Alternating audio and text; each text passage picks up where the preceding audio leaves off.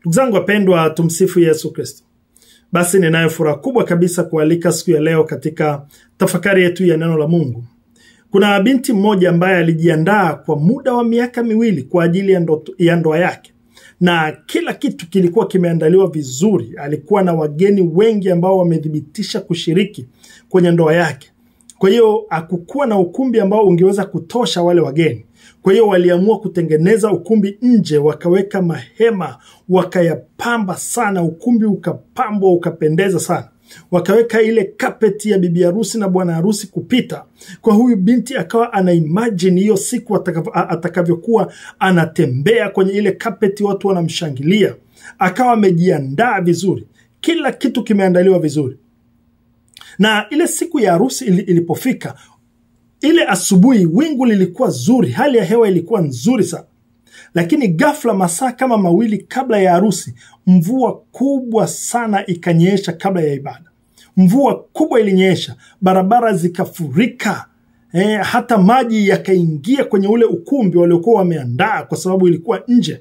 Kwa hiyo mambo yakaharibika pale, ile kapeti ikaharibika, matope yakaingia pale. Yale maua waliokuwa wamepamba na vitambaa vya kisasa vyote vikaloa maji. Mambo yakaharibika pale. Na yule binti akasikitika sana. Akabaki analia, akaenda kwenye chumba chake kile cha maandalizi, akabaki ameinama analia. Ni kama vile anaona ndoto zake zote zinaharibika sasa. Akasema, nilifikiri itakuwa ni siku nzuri ya furaha, lakini imegeuka kabisa, ile furaha imegeuka. Akiwa analia namna hiyo, mama yake akaingia kwenye kile chumba. Akamwambia, unalia nini? Mama yake akamwambia, mwanangu, kama furaha yako ilikuwa inategemea jua kuwaka, kama furaha yako ya ndoa ilikuwa inategemea hali ya hewa, basi hujaelewa ndoa maana yake ni nini. Akamwambia, amani ya kweli haiji kwa sababu vitu vyote vimekaa sawa, bali amani ya kweli inakuja kwa sababu moyo wako umekaa sawa. Akamwambia, amani ya kweli inakuja kwa sababu moyoni mwako umeamua kupenda, umeamua kusamehe, umeamua kuendelea mbele bila kujali hali ya hewa. Ndugu zangu wapendwa, napenda nianze kwa kukuuliza swali hili, kwamba hivi amani yako inategemea nini? Inategemea hali ya hewa kama huyu binti? Inategemea utulivu wa nje? Hivi vipi mambo yakibadilika ghafla, amani ulionayo inajishika wapi? Ndugu zangu wapendwa, leo tunapoadhimisha Dominika hii ya 6 ya Pasaka ya mwaka C, swali Yesu analotuuliza ni hili: amani yetu inategemea nini? Tumesikia katika somo la Injili, Yesu anasema, amani na waachieni, amani yangu na wapa. Ni wapavyo mimi, sivyo kama ulimwengu utoavyo. Maana yake kwamba ulimwengu unaweza kutoa amani, lakini sio amani inayoletwa na Yesu. Ndugu zangu wapendwa, kuna aina 3 za amani, wala kuna aina 3 za amani ambavyo ni vizuri sana tujipime kwamba hivi sisi ni amani gani tunayo, au ni amani ipi ni ya kweli. Amani ya kwanza ni amani ya dunia. Hii ni amani ambayo inachanua kwa sababu ya mafanikio. Ni amani inakuja kwa sababu ya mafanikio. Hii ni amani ya nje tu. Inakuja kwa sababu watu wanakushangilia. Inakuja kwa sababu una nguvu. Inakuja kwa sababu afya yako ni nzuri. Inakuja kwa sababu umepanda cheo labda. Ni amani ambayo inakuja kwa sababu una kazi, kwa sababu umefaulu mtihani kama wewe ni mwanafunzi. Ni amani ambayo inakuja kwa sababu umepata mchumba, umepata mke, umepata mume. Hiyo ni amani inayokuja kwa sababu hiyo. Lakini mambo yanapobadilika, unapokataliwa, unaposhindwa, unapokosa mtoto au ukachelewa kupata mtoto, au unapofukuzwa kazi labda, moyo wako unavunjika, huzuni inatawala, ile amani inapotea. Sasa amani hii ni amani ya dunia ambayo ni ya muda mfupi sana. Inabadilika kutokana na mazingira. Ni amani ambayo haina mizizi.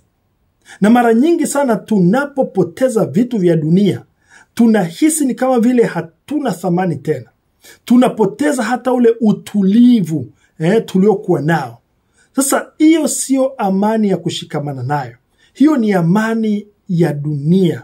ni amani ya muda mfupi, ni amani ya kitambo ambayo Yesu haleti amani hiyo.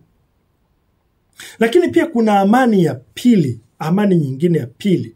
Hii ni amani inayoletwa na shetani, ningeweza kusema hivyo. Ni amani ya dhambi, inayokuja kwa sababu ya dhambi, visasi. Hii ni amani hatari mno, ni amani hatari sana. Ni kama vile utulivu wa bandia.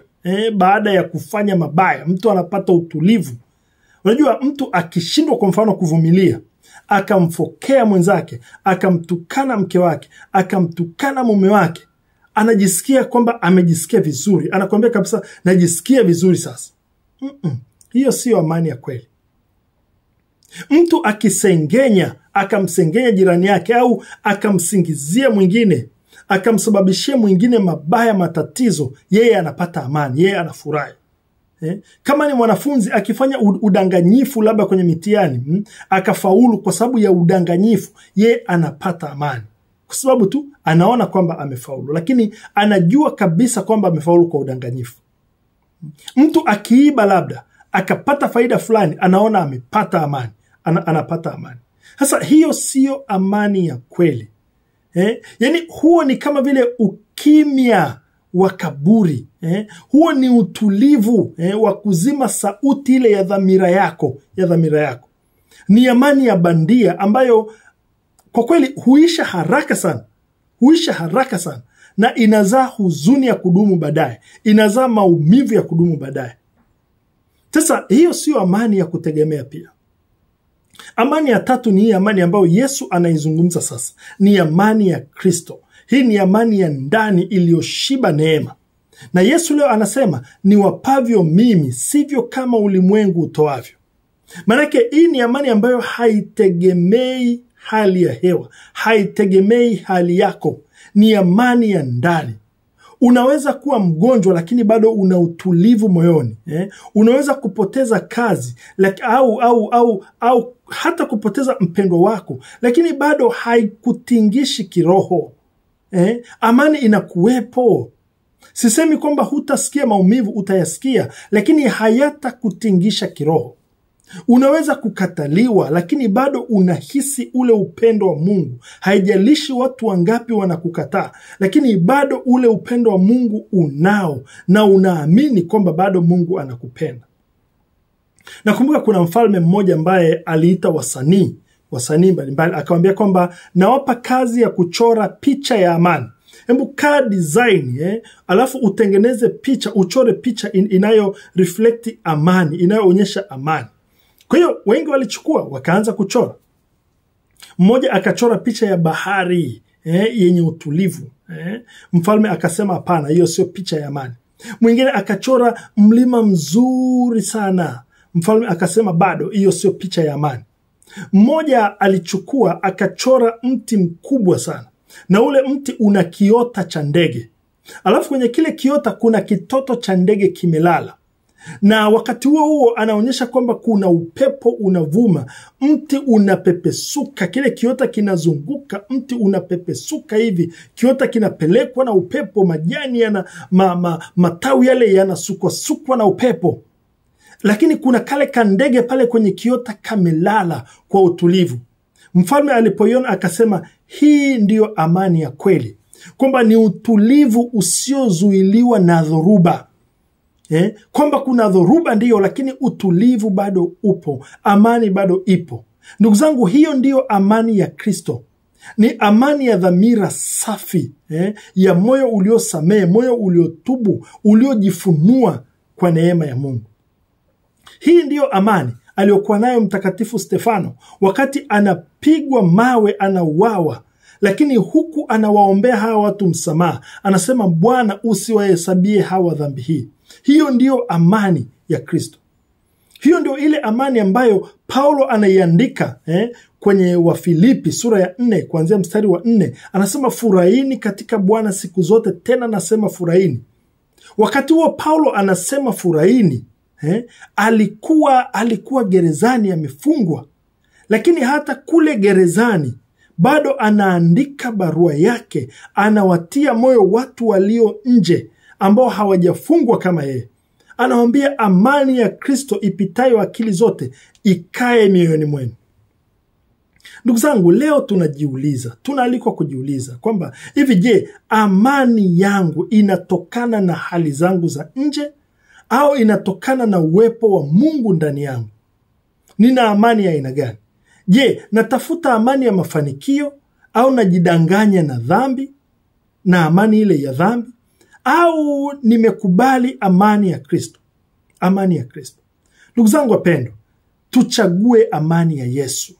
Tuchague amani ya Yesu ambayo inabaki hata kama mvua ikinyesha siku ya harusi, hata kama dhoruba ikija ikavuma kwenye ndoa yako, kwenye kazi yako, kwenye maisha yako binafsi, kwenye jumuiya, kwenye huduma yako, bado amani inabaki. Hiyo ndiyo amani ya Kristo ambayo tunaitwa tuishi nayo mioyoni mwetu. Tumuombe Mungu atujalie neema ya kutafuta amani hiyo na kupata amani hiyo ya Kristo.